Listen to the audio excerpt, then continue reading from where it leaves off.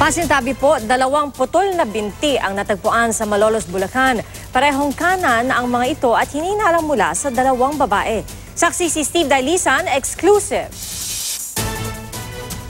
Naaagnas at bagyang sunog na ang 2 putol na binting ito nang matagpuan sa gilid lang ng MacArthur Highway, Barangay Dakila, Malolos, Bulacan. Bawal dito magtapon. Kaya nga pag umiikot-ikot din kami dito para kung sakali mahuli namin tatapon ng basura. Sa babae raw mga binti na parehong kanan kaya hinihinalang 2 babae ang biktima. Hindi raw sila agad mapapansin lalo't inihalo sa tapunan ng basura. Kasi mayroong portion doon, makita nyo may sunog, di ba? Akala namin baka kasi kung nasunog yan, parang artificial pag nakita mo. Tinuyod na ng Malolos Police itong bahaging ito pero wala na raw silang natagpo ang iba pang parte ng katawan ng tao. Sa tansya nila, nasa 3 hanggang 5 araw na mula nang maitapon yung mga paa rito.